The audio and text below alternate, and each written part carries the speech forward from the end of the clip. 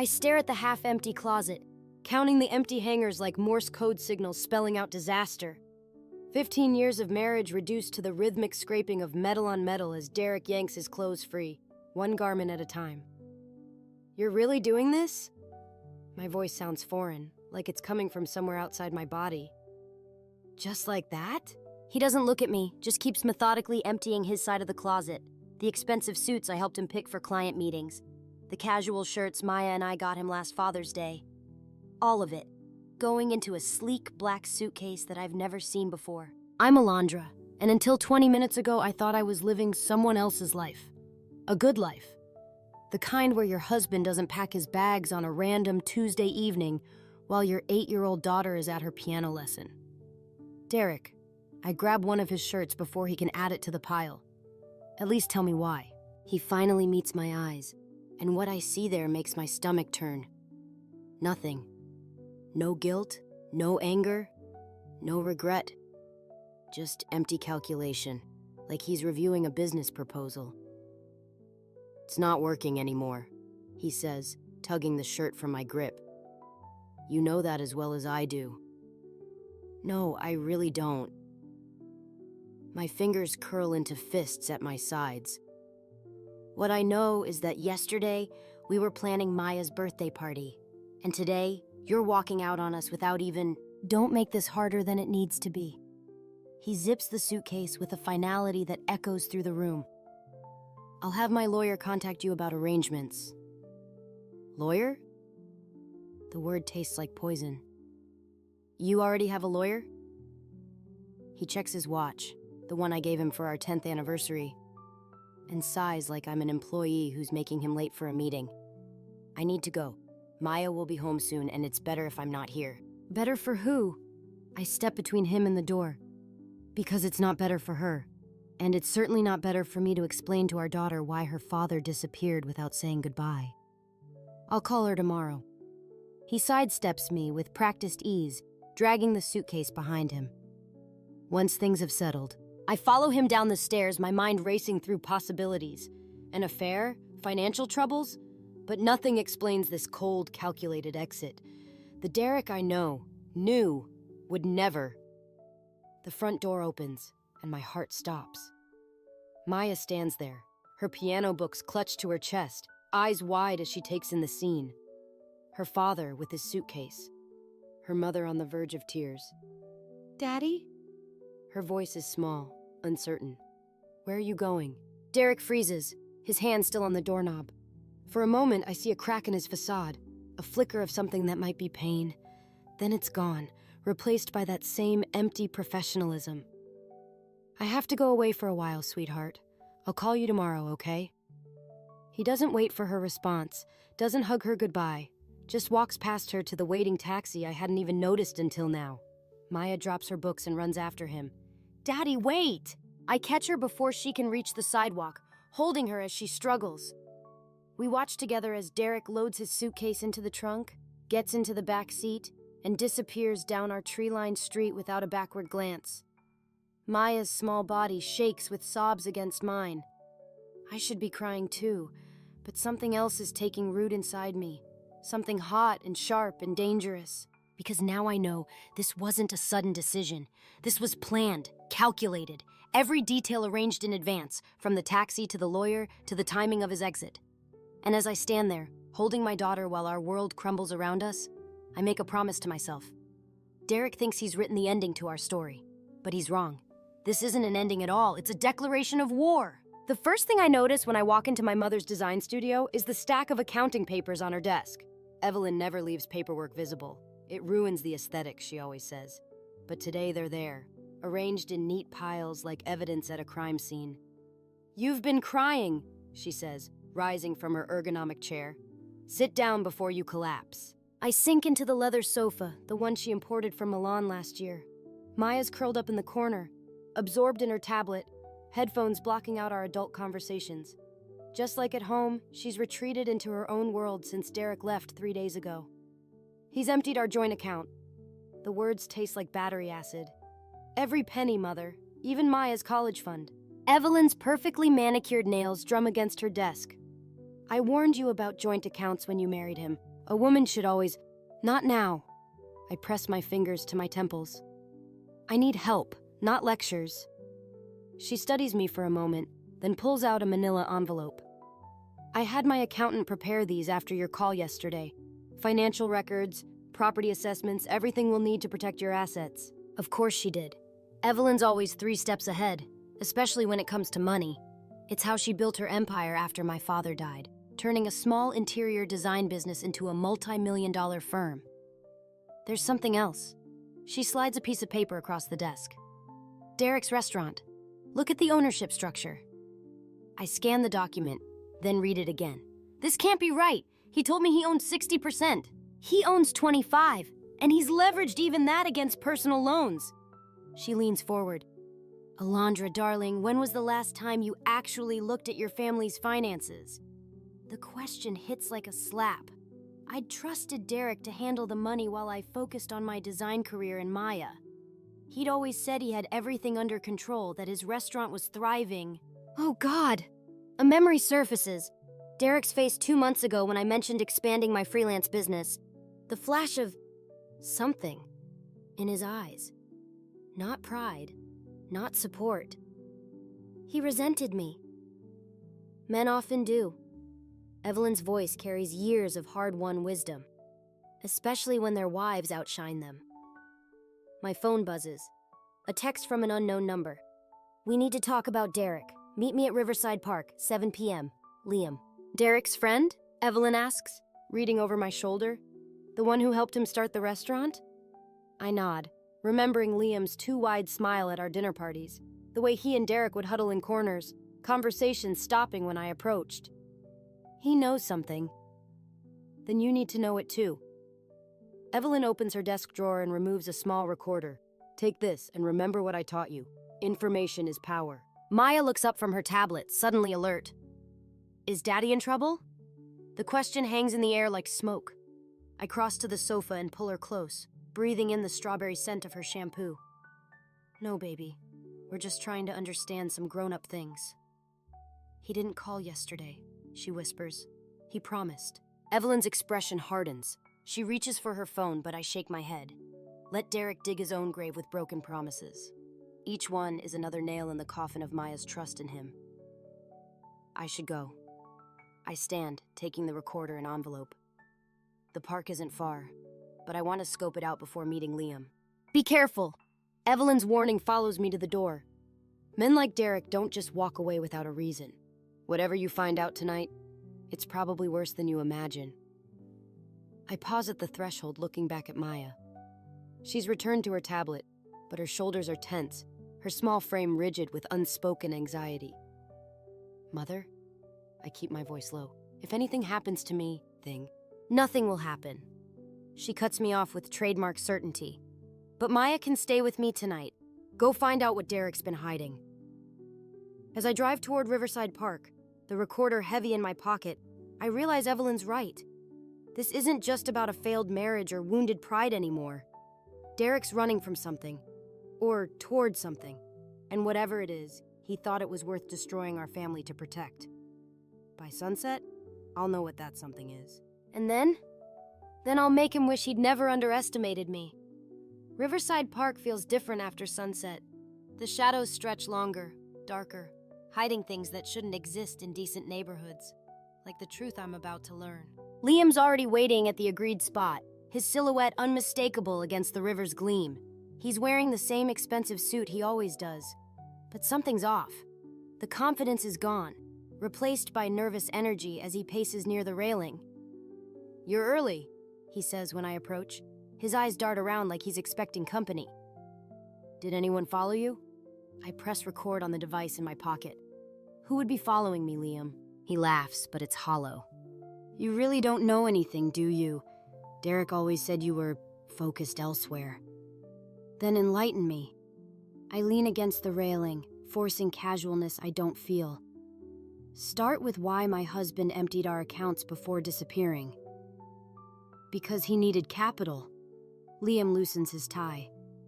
The restaurant's just a front, Alondra. Has been for 2 years now. The words hit like ice water. A front for what? Money laundering mainly. Some other things. He pulls out a cigarette, hands shaking as he lights it. The Castillo family needed legitimate businesses to clean their cash. Derek needed investors. It seemed perfect until... The Castillos? My voice sounds distant, unreal. The same ones from the news? The drug cartel? Keep your voice down! Liam glances over his shoulder. Look, I'm only telling you this because you deserve to know. Derek's in deep. They're squeezing him for more than he can deliver, and now he's running. But they'll find him. They always do. A jogger passes by. We fall silent until she's gone. But my mind is screaming. Drug money, cartels. My husband, the man who read bedtime stories to our daughter, was laundering money for criminals. That's why he left us? The recorder feels heavy in my pocket. To protect his criminal partners? To protect you. Liam takes a long drag. They started asking questions about you, your mother's business, the properties she owns. Derek knew they were looking for new opportunities to expand their operation. My blood runs cold. They were targeting my mother's firm? Are targeting, present tense. He drops the cigarette, crushing it under his shoe. Derek thought if he disappeared, they'd focus on finding him instead of exploring other ventures. But he was wrong. They're still interested in Evelyn's business. Perfect setup for their needs. High-end clients, international transactions. A flash of movement catches my eye. A black SUV crawling past the park entrance. Liam sees it too. I shouldn't be here. He straightens his jacket. Neither should you. Go home, Alondra. Take Maya and leave town for a while, please. Wait. I grab his arm. There's more you're not telling me. He pulls away, but not before I see real fear in his eyes. Ask Derek about Sophie. Ask him what really happened to the original restaurant investors. But don't ask me anything else. I've said too much already. He walks away quickly, disappearing into the darkness. I stand there, frozen, as another black SUV drives past. Same model, different plates. My phone buzzes. A text from Derek. Stop asking questions. You're putting everyone in danger. I type back with shaking fingers. You put us in danger the moment you got involved with criminals. His response comes instantly. You don't understand. I did it for us, for the lifestyle you wanted. Rage floods my system, hot and clarifying. The lifestyle I wanted? I delete his number without responding. The recorder clicks off in my pocket. Memory full. I have what I need now. Evidence. Names. Connections. But knowledge isn't power when it can get you killed. My phone buzzes again. Unknown number. Mrs. Martinez, we should discuss your mother's business portfolio. Dinner tomorrow? I delete that too. Hands steady now. They're watching. Have been watching. Every move, every conversation, every possibility for profit or exploitation. Derek didn't just betray our marriage, he painted targets on all our backs.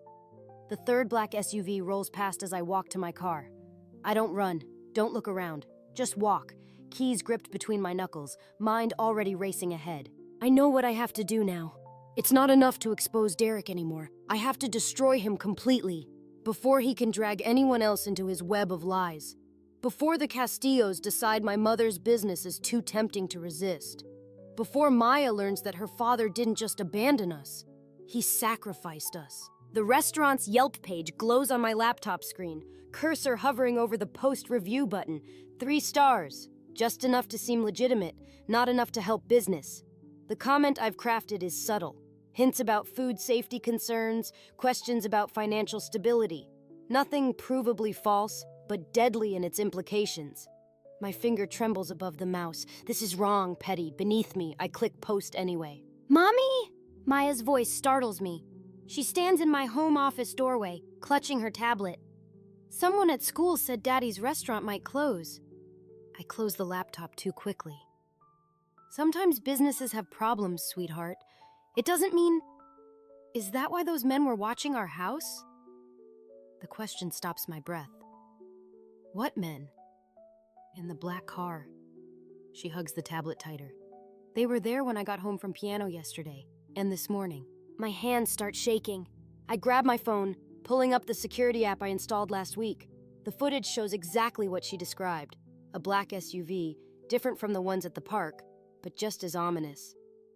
The doorbell rings. Through my office window, I see Evelyn's Mercedes in the driveway. She never visits unannounced.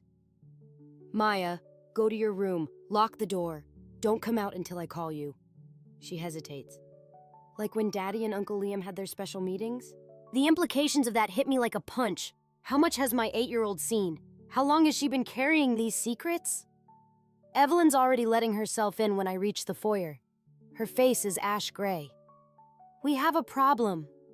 She throws a manila envelope on the coffee table. Inside are photos. Derek at various meetings, handling packages, exchanging envelopes, and more recent ones, me at Riverside Park with Liam, Maya at school, Evelyn leaving her office. They came with this.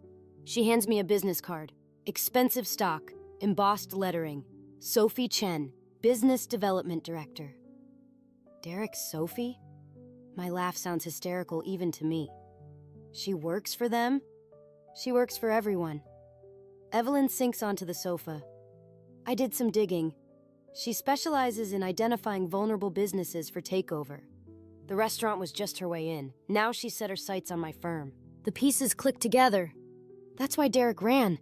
He realized she was using him to get to you. Using both of you. Evelyn's voice hardens. Your marriage problems made you perfect targets.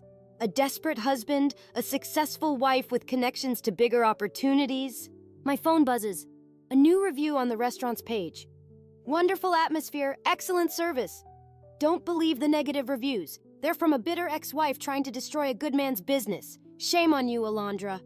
Sophie's signature move, turning the tables, making me look like the villain. I have to shut down the review campaign, I say, reaching for my laptop. It's too late. Evelyn pulls out more photos. They've been documenting everything. Every fake review, every call to health inspectors, every meeting with competitors. They'll use it all to discredit you if you try to expose them. Then what do? She meets my eyes. We give them what they want, on our terms. Your business? The thought makes me sick. Everything you've built? Better to lose it controlled than have it stolen. She grips my hand. But first, we need leverage. Something they want more than my company. My phone buzzes again. Derek, stop digging, please. You don't know what Sophie is capable of. But I'm starting to understand exactly what she's capable of. And what I'm capable of, too. Maya, I call out. You can come down now. She appears at the top of the stairs, tablet in hand. I recorded them, she says quietly. The men in the car, and Uncle Liam's meetings with Daddy. I have videos. Evelyn and I exchange looks. My brilliant, observant daughter, gathering evidence while we thought she was playing games. Send them to my secure server, Evelyn says, then delete everything from your device. I pull Maya close, feeling her small heart racing against mine. We're going to fix this, I promise. But not with fake reviews or subtle threats. We're going to destroy them the way they tried to destroy us.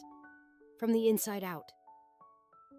Through the window, I spot the black SUV crawling past our house again. Let them watch. Let them think they have us trapped. They don't know what a mother is capable of when her family is threatened, and they're about to find out. The restaurant's parking lot is half empty when I pull in, exactly as planned. 3 weeks of carefully orchestrated reviews, whispered rumors, and anonymous tips to health inspectors have done their work. Derek's empire is crumbling, brick by carefully undermined brick. I shouldn't be here, but I need to see it for myself. Through the window, I spot Sophie working the floor, her designer dress incongruous among the casual diners. She moves with practiced grace, touching shoulders, laughing at jokes, building allies. The perfect hostess, just like she was the perfect mistress. My phone vibrates. Evelyn. Meeting set with Castillo representatives tomorrow. Don't do anything to jeopardize it. Too late. I'm already pushing through the door, bell chiming my arrival. Sophie's smile freezes when she sees me. We're fully booked. Doesn't look that way. I gesture at the empty tables. Slow night? Business fluctuates. Her perfectly manicured nails drum against the hostess stand. But you'd know all about that, wouldn't you? A waiter approaches, then retreats at Sophie's sharp gesture. The remaining customers studiously avoid looking our way. Where is he? I keep my voice low, controlled. Derek needs to sign the divorce papers. He's dealing with more important matters. She steps closer, voice dropping. like saving his business from his vindictive ex-wife's sabotage campaign. Funny, I thought he'd be busy explaining to the Castillos why their investment is tanking. Her smile slips, just for a moment. You have no idea what game you're playing, don't I? I pull out my phone showing her Maya's recordings. My daughter's quite the documentarian. These would make fascinating viewing for the health department, or the police, or the media. The color drains from her face.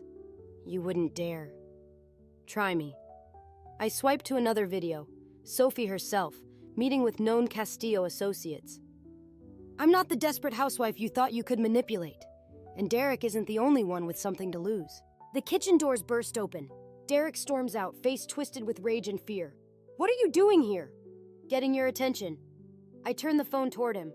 Maya saw everything, Derek. Every meeting, every package, every lie. He grabs my arm, pulling me toward his office. Sophie follows, heels clicking like warning shots. You're going to get us all killed, he hisses once the door closes. You did that when you involved our family with criminals. I did it to keep up with you. His control shatters. Your success, your mother's connections, your perfect life. Do you know what it's like living in that shadow? Poor Derek. My laugh sounds foreign, bitter. So threatened by your wife's success that you turned to crime. Was Sophie part of the original plan, or just a bonus? Sophie steps between us. I approached him. The restaurant was perfect for our needs. And Derek? She touches his arm possessively. Derek was perfect too, so eager to prove himself. By betraying everything he claimed to love. By surviving. Derek slumps into his chair. The Castillos own me now. They own all of us. Not me. I set my phone on his desk, playing Maya's videos.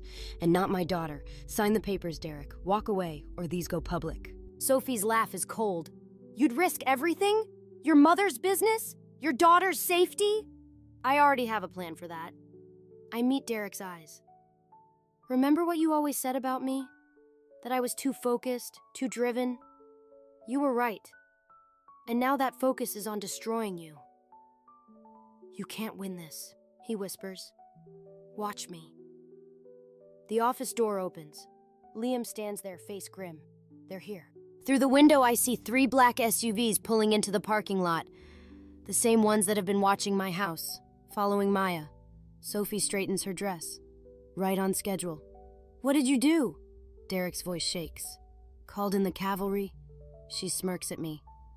Let's see how focused you are when facing the real players, Alondra. I should be terrified. Instead, a strange calm settles over me. This is what I've been waiting for. The moment when all the pieces align. Perfect timing. I press send on the email I composed this morning. Because I just sent copies of everything. The videos, the financial records, the proof of Sophie's double dealing. To every news outlet in the state. The color drains from Sophie's face. Derek lunges for my phone. Too late. The game is changing. And this time I'm writing the rules. The Castillo's men don't look like criminals. They wear tailored suits and polite smiles as they escort me into the restaurant's private dining room. Like bankers. Like businessmen. Like Derek. Before I knew what he really was. Their leader sits at the head of the table. Fingers steepled. Mrs. Martinez, your email campaign was impressive. Alondra, please. I take the offered seat, hands steady despite everything. And it wasn't a campaign, just insurance. Sophie hovers by the door, her perfect composure cracking. Derek stands behind her, face ashen. The morning news plays silently on a wall-mounted TV, showing footage of police raids at multiple restaurants across the city. Insurance. The man, I still don't know his name, slides a tablet across the table. Like these videos your daughter recorded? My heart stops. On screen, Maya's face appears, filming through her bedroom window. Recent footage from last night. Don't! Derek starts forward, but Sophie grabs his arm. Your daughter has quite an eye for detail. The man's smile doesn't reach his eyes. It would be a shame if something happened to stifle her creative pursuits. The threat hangs in the air like smoke. I taste copper, realize I've bitten through my lip.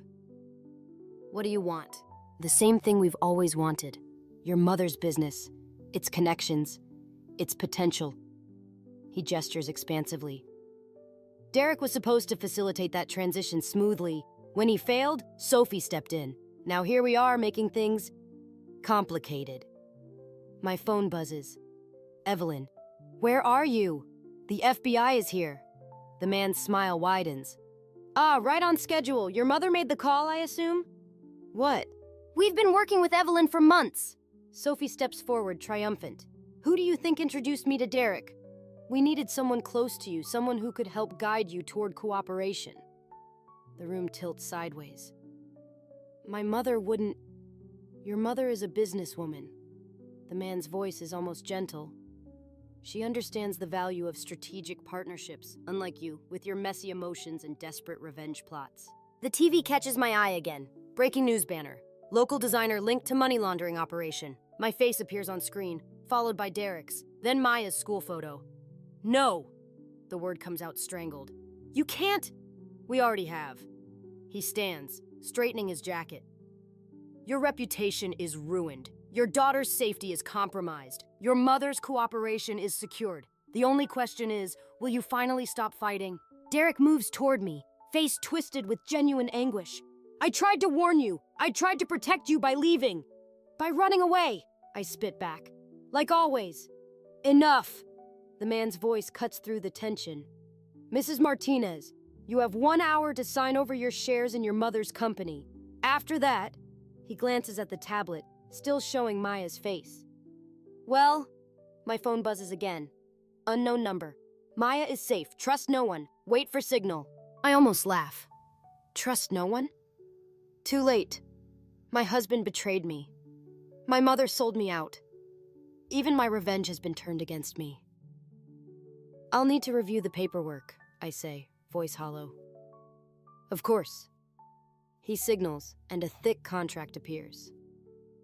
Take your time. Sophie will stay with you. They file out, leaving Sophie standing guard. Derek hesitates at the door. I'm sorry, he whispers. I never wanted... Get out. The door closes. Sophie smirks. You should have stayed in your lane, Alondra. Focused on your little design projects instead of playing detective. I stare at the contract, mind racing. The FBI is with my mother. Maya is supposedly safe. Everything I thought I knew about my family, my marriage, my life, has been a carefully constructed lie. But there's one truth they don't know, one card I haven't played. My phone buzzes one final time. The signal I've been waiting for. Package delivered. Countdown started. I look up at Sophie, managing a broken smile. You're right. I should have stayed in my lane. She frowns, sensing something in my tone. But then again, I reach for the contract. I've always been better at demolition than design. The first explosion rocks the building's foundation, right on schedule. Maya's videos weren't the only insurance I had in place. Sometimes, to win the game, you have to burn down the board. Smoke fills the private dining room as the second explosion rocks the building. Sophie stumbles, her perfect composure finally cracking. Through the chaos, I hear sirens approaching. What did you do? She lunges for me, but I'm already moving. The sprinkler system activates, drenching everything, including the surveillance equipment I spotted earlier. Water shorts out the cameras, leaving us truly alone for the first time. The same thing you did. I grab her arm before she can reach the door. I played everyone against each other. The door bursts open. Derek rushes in, coughing from the smoke. The Castillos are trapped in the kitchen, FBI surrounding the building. FBI? Sophie's laugh turns hysterical. You stupid bitch, you think the FBI can touch them? They own half the Bureau? I cut her off. No, but the CIA's International Trafficking Division? That's different. Her face goes slack. Behind her, Derek's eyes widen with understanding. Those weren't just restaurant supply deliveries you were coordinating, I continue. Maya recorded everything, every package, every coded conversation. My mother saw the patterns months ago. Evelyn was working with us, Sophie snarls. No! I pull out my phone, showing her the real messages from my mother. She was working with federal agents, setting you up, setting all of you up. Derek sags against the wall. That's why she introduced me to Sophie, why she encouraged the restaurant deal. My own mother used my husband as bait. The words still taste bitter. and then use my revenge as cover for the investigation. Another explosion. Closer this time. The building groans ominously. We need to get out. Derek reaches for me, but I step back. You're not going anywhere. Sophie pulls a gun from her purse. Neither of you are leaving until... The ceiling crashes down between us. Through the gap, I see Maya's favorite stuffed bear in the debris. The one she always kept in Derek's office. The one I helped her hide a microphone in months ago. You bugged my office? Derek's voice cracks. Using our daughter? She volunteered. The truth hurts us both. After she saw you hitting Sophie that night, she knew then that you weren't just weak, Derek. You were dangerous. Sophie's gun wavers. He never... Check your security footage. Maya caught it all. The fights, the threats, the real reason Derek ran. I lock eyes with my husband. You weren't protecting us by leaving. You were protecting yourself. The floor shifts beneath us. Emergency lights cast everything in surreal red shadows. It doesn't matter now. Sophie aims the gun at my chest. You've ruined everything. No. I step forward, letting her see the detonator in my hand. I finished what my mother started. The CIA has their evidence, the Castillos are trapped, and that gun won't help you when the next charge goes off. Derek lunges at Sophie, wrestling for the weapon. They crash into the table as FBI agents swarm through the broken door. Federal agents, drop the weapon! Sophie fires wildly. Derek screams. The ceiling groans. I dive through the chaos, slamming the detonator trigger just as Sophie turns the gun toward me. The final explosion drowns everything in white noise and debris. When the dust settles, Sophie lies unconscious under fallen beams. Derek clutches his bleeding shoulder, staring at me with something between fear and awe. Maya? His voice shakes. Safe. With my mother's security team. I step over Sophie's still form.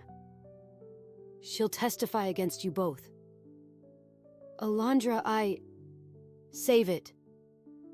I meet his eyes one last time. You chose your path. Now I've chosen mine. FBI agents secure Sophie as paramedics rush in. Through the destroyed wall, I see the Castillo leader being led away in handcuffs, my mother watching from beside a CIA operative. Mrs. Martinez? An agent touches my arm. We'll need your statement. I nod, watching Derek being handcuffed despite his injury. He looks small now, broken. Nothing like the man I married. Nothing like the monster he became. My phone buzzes one last time. Maya. Did we win, Mom? I stare at the message, thinking of all we've lost, all we've gained, the price of revenge, and the cost of justice. Yes, baby, I type back. We won. But as they lead Derek away, I wonder what winning really means when victory tastes like ashes and smoke. The courthouse steps feel colder in autumn. Maya clutches my hand as we watch Derek being led away in handcuffs, his designer suit replaced by prison orange. He doesn't look back. Will Daddy ever come home? She asks, not for the first time. No, baby. I squeeze her hand. But that's not your fault. She nods, wise beyond her years. I know, it's not yours either. The words hit harder than any testimony.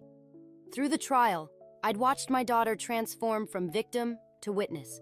Her recordings helping convict not just Derek and Sophie, but half the Castillo organization. She never wavered, never broke, just stated facts in that clear child's voice that made every jury member lean forward. Evelyn waits by her car, keeping her distance until Derek's transport disappears around the corner.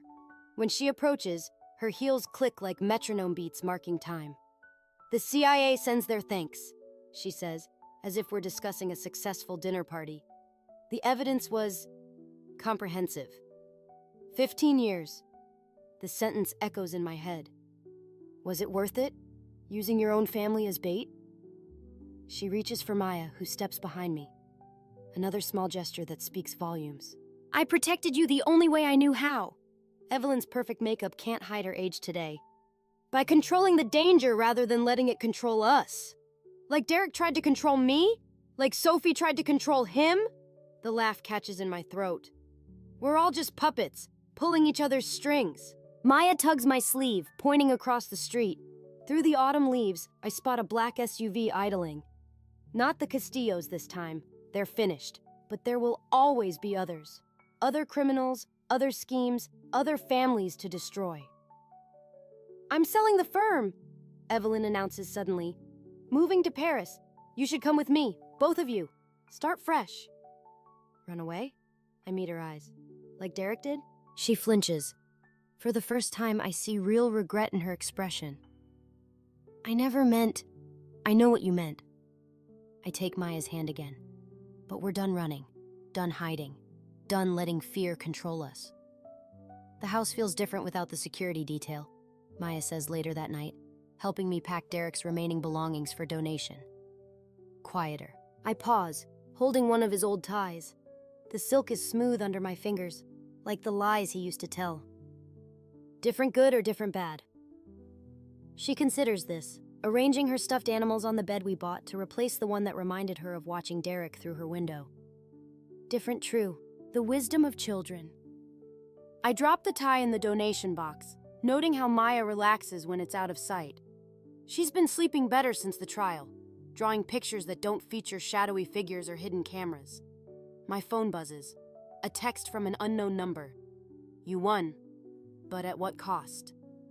Sophie's final taunt from wherever she's hiding after making bail. I delete it without responding, but the question lingers. The cost? A marriage.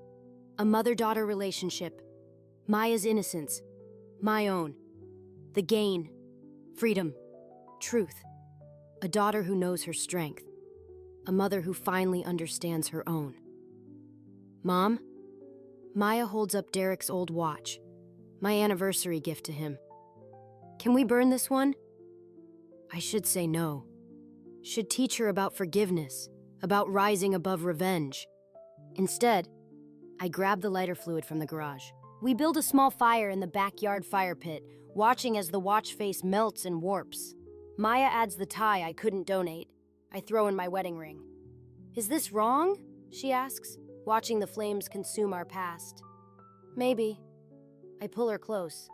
But sometimes wrong feels right, and right feels wrong, and all we can do is choose our own path. She nods, understanding more than I did at twice her age. "Like choosing to help the CIA instead of running away? Like choosing to be strong instead of safe?"